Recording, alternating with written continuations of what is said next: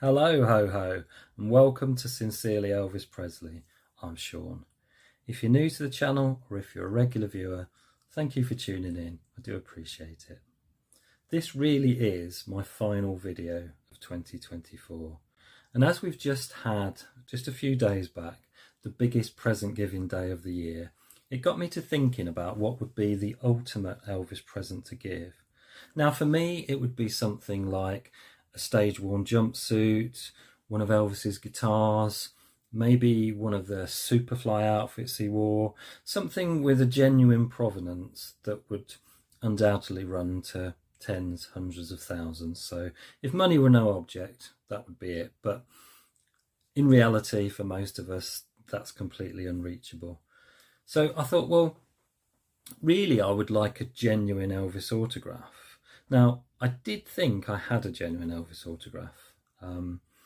When my wife and I got back from Graceland in 2002 from Elvis Week, I was so fired up by the experience that I thought, I want to get myself a genuine Elvis autograph. So I went online, and obviously 2002, the internet was a little bit on the basic side, really, compared to what it is now.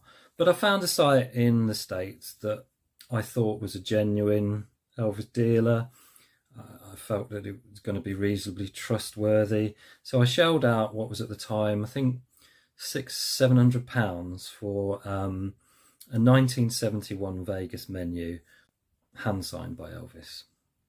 Now, time has sort of opened my eyes a little bit, and I'm now, I'd say, 99.9999% certain that there's no way that autograph is genuine.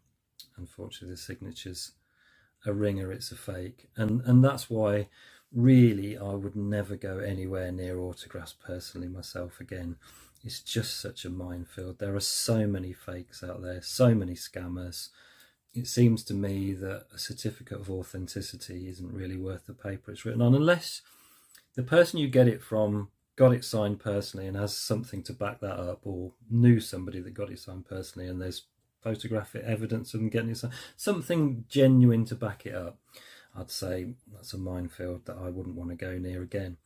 Now, interesting what I just mentioned, the Vegas menus. Now that's a nice little area of collecting where you can get something, all right, it's not personally connected with Elvis, but those menus, that memorabilia was there in the Vegas hotel when Elvis performed. So it's quite a nice little area of collecting, and something that can be done on a reasonable budget.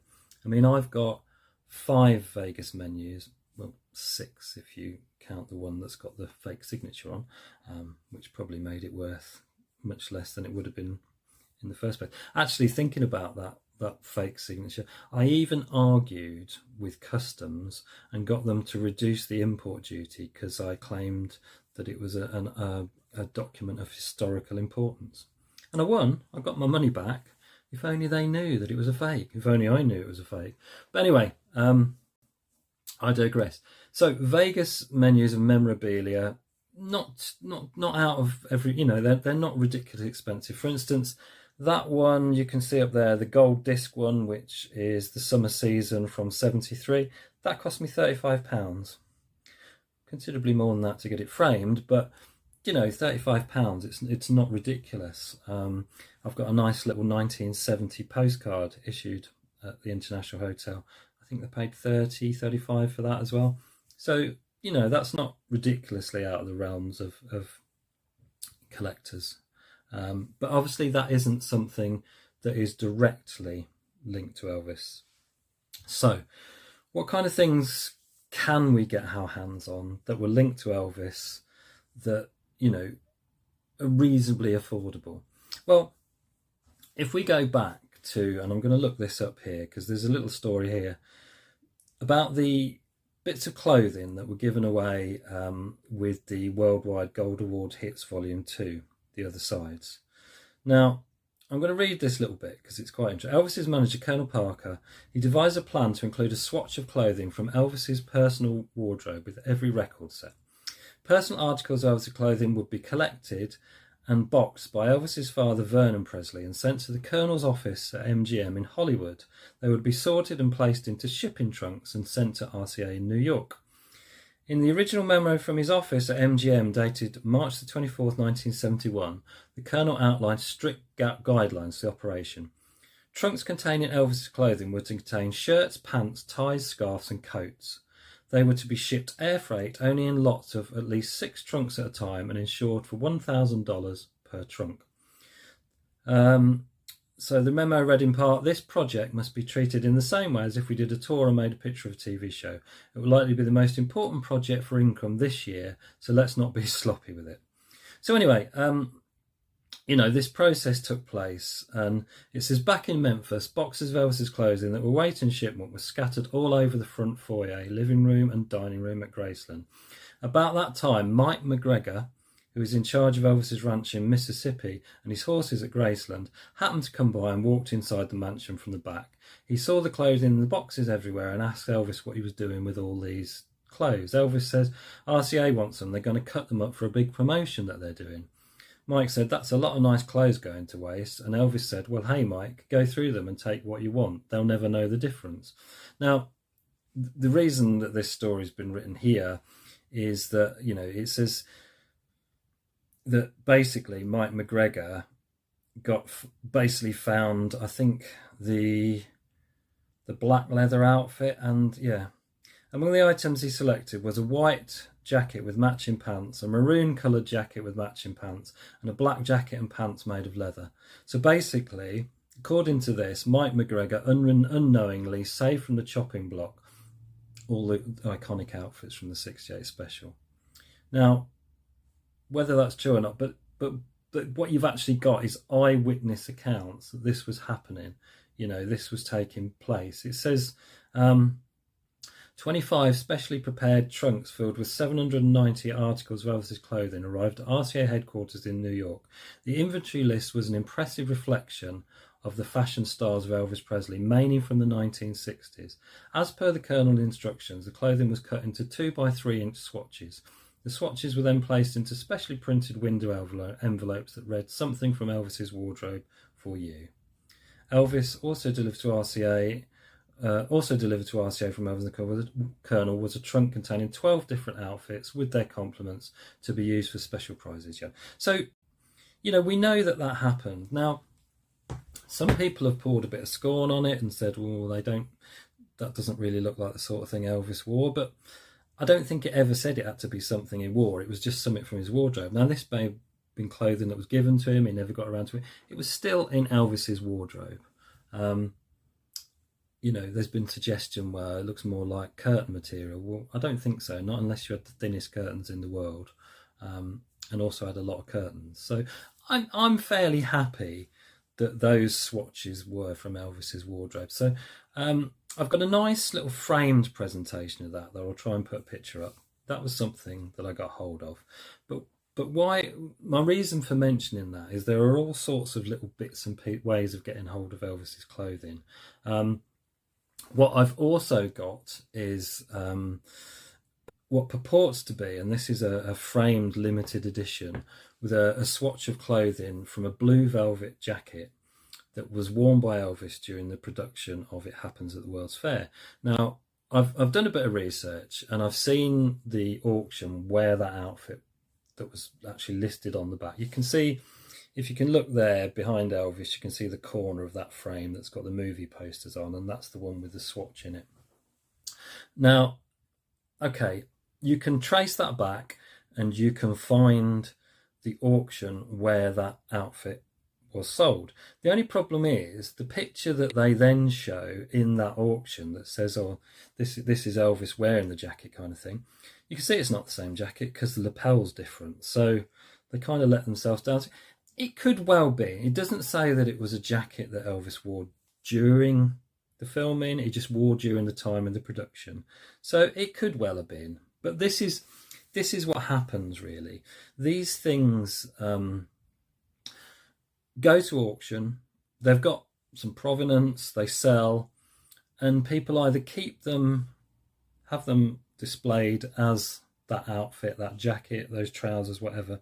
Or they think, actually I can get a good return on this. So what I'm going to do, I'm going to follow the principle RCA took in 1971, and I'm going to cut these into little bits, frame them up, and sell them.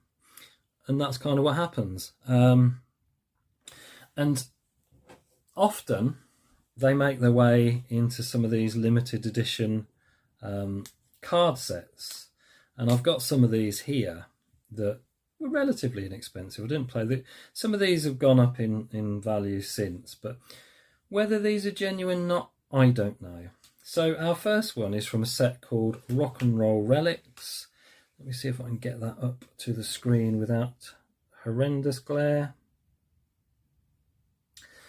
And that says, congratulations, you are the proud owner of a unique piece of Elvis history. This fabric swatch is part of a smoking jacket personally owned and worn by Elvis Presley. Look for additional memorabilia items and rare autograph cards in packs of Elvis the Music trading cards, only from Press Pass. So, yeah, that says it's from an Elvis smoking jacket. Make your own mind up. We've got this one.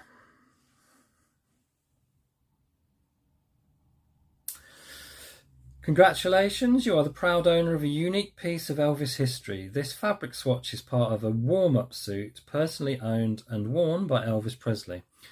I didn't really know what a warm-up suit was. I had to look it up, but apparently it's like a tracksuit kind of thing. So there's that. Then we have this baby. Now this is a gold edition Press Pass card. Apologies for the glare, but I've got them in these protective, but you can see that. Congratulations, you are now the proud owner of a unique piece of Elvis history. This fabric swatch is part of a shirt personally owned and worn by Elvis Presley. And on the back, you get a photograph of said shirt. Is it or isn't it? No idea, but they're nice little things to have. And then the last one of these I've got is a set called All the King's Things, Elvis Memorabilia. This is Press Pass as well, and this is purportedly a piece of a tweed jacket. You are now the proud owner of a unique piece of Elvis history. This fabric swatch is part of a tweed jacket personally owned and worn by Elvis Presley. So look, they don't give you any provenance or anything, but these are going to be the sort of things that are bought at some kind of rock and roll memorabilia auction and then cut up and divvied out. Now I've also got, and I'll put it up there, I've got it on the wall here actually, and it says swatch taken from a shirt personally owned and worn by Elvis Presley, limited edition number 4 of 15.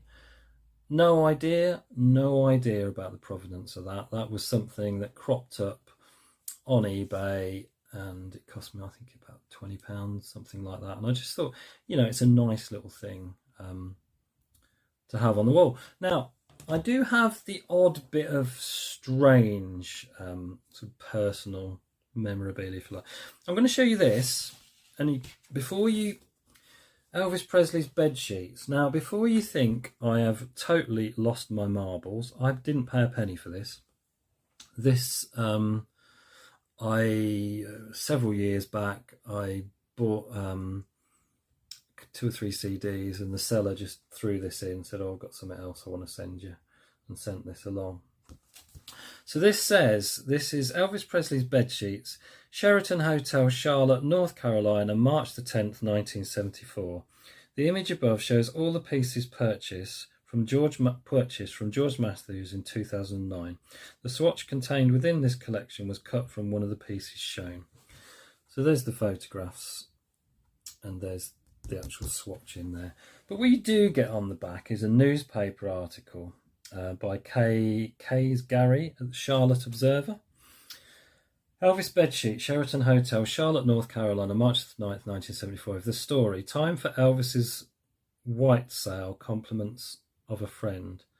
And it basically shows you that this hotel donated the sheet. When he stayed there, the hotel donated the sheets, and it was bed sheets that he slept on, and it was sold off for charity.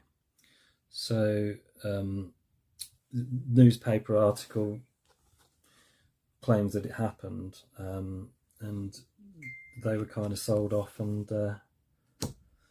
this is a bit of it. I don't know, you know, as I said, I didn't pay a penny for it, so, you know, it either is or isn't. But anyone for a bit of a tree that was cut down at Graceland? There you go, look. I did buy this because I thought it made me chuckle. So this piece of wood included here. The piece of wood included here is from a tree fallen from the grounds at Graceland, and you get the bit at the back. The piece of wood included in this unique limited edition collectible came directly from a fallen tree from grounds at Graceland. The tree was acquired by Mounted Memories direct from Graceland through Elvis Presley Enterprises. This piece is officially licensed, so you get your little bit at the back.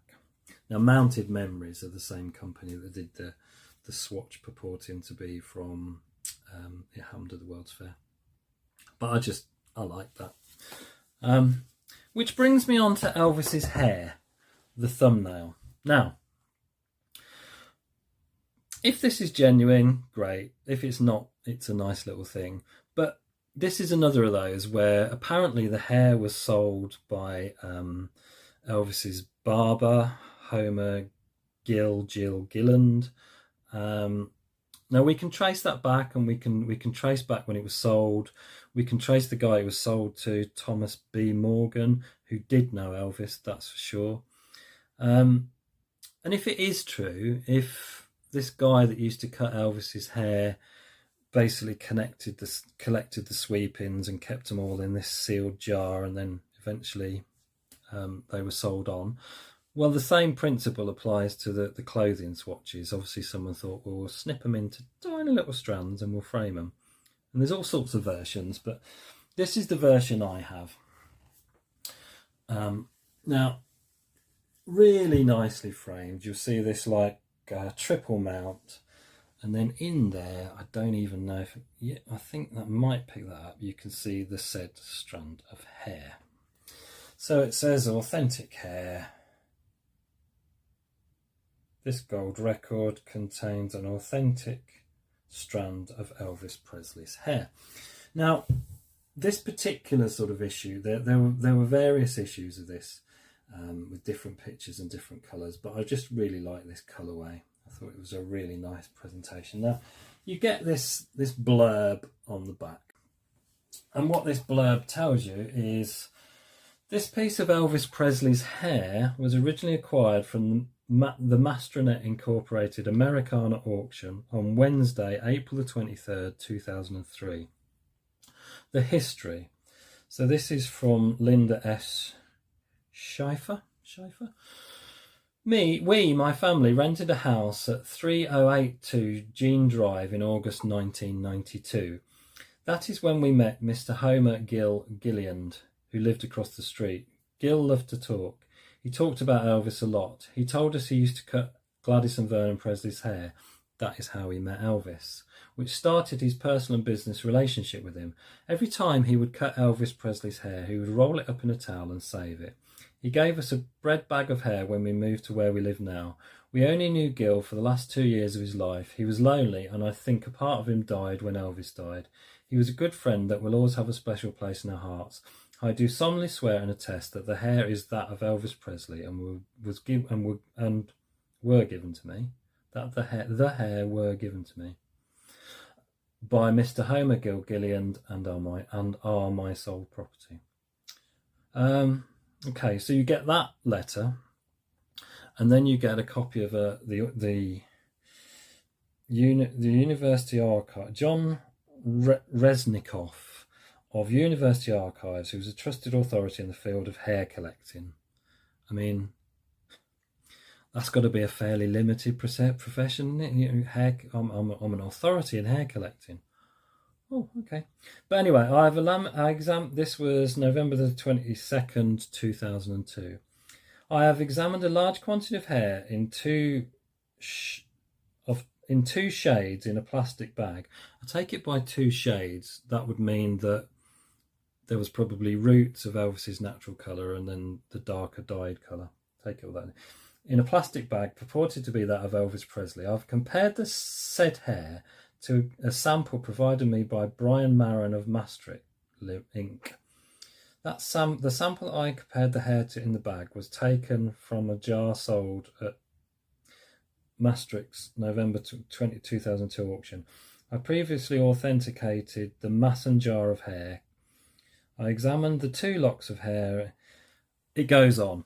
I think what it's getting at is there was a sale that took place, and again, let me get that information up on the screen, because there is, there are various strands to this. See what I did there, right? So, what was that all about? Well, that was all about a jar of hair that was sold. Elvis Presley sold. Elvis Presley. Here we go. Elvis Presley barber made a cool $72,500 by auctioning a tiny blob of the superstar's hair. Now, this was published in 2021, so this talks about that. A tiny blob of hair was offered with a certificate of authenticity. It was procured in 2002 by Thomas B. Morgan Jr., a one-time employee at the Sheriff's Office of Shelby County in Memphis, Tennessee, who apparently knew Elvis. Well, he did know Elvis. Thomas B. Morgan did know Elvis. That's a fact. The auction strand was apparently clipped from Elvis's head by his personal barber of more than 20 years, Homer Gill Gilliland, who used to dye the singer's sandy blonde hair black and keep the combs in a plastic bag. So, there was this sale in 2002 where Thomas B. Morgan sold hair that he got from Homer Gilliland, and it fetched $72,500. Now, whether some of the strands you see in frames such as this are clippings from that, or whether what this is the fact that this woman then thought, well, Homer gave me some of this as well, and they got this guy from the University Archives to say, yeah, that's exactly the same as the last lot I auctioned, because this guy, don't forget it, he's an expert. He's a expert in hair collecting. Yeah. So, what do we think? I don't know. I think the chances of this little piece there being a bit of Elvis Presley's hair are probably as remote as the autograph I've got downstairs being by Elvis Presley's hand. But I kind of like things that are a bit weird and wacky. And yeah, it might not be. It probably isn't. But there's just a tiny little outside chance that it could be. And for a really, really nice little framed piece like that, if you go on eBay now, you'll see these for sale. People ask daft money. They ask sort of £400 plus. I gave, I think, about £75 for this in absolute perfect condition. I think a framed picture of that size with that quality framing and mounting would easily set you back that. So I'm happy to think that I have got a little bit of Elvis Presley's hair. And I've got a bed sheet that he slept on, and I've got little bits and pieces of his clothing, and I've got a bit of a tree that was felled at Graceland. So, each to their own, and whatever makes you happy. What I haven't got is his autograph, and I don't think I ever will. But let me know in the comments, 1, what you think would be the ultimate Elvis Presley gift, and 2, have you got anything odd in your collection? Have you got anything a bit strange? Have you got anything a bit you're not sure? I'd really love to see your comments and see what you think. But yeah, I don't think I'll ever stop keeping my eye out for the odd and the strange, and if it's Elvis related, I'm there, I'm in. But like I said, it's all just a little bit of fun, really. But hey, this, as I said, is the very last video that I'll make in 2024. So I'd wish each and every one of you a tremendously happy and peaceful new year and 2025. I hope you can join me for more videos next year. So until 2025, take care of yourselves. Have a great New Year's Eve. See you on the other side. Till then, take care. Ta-da.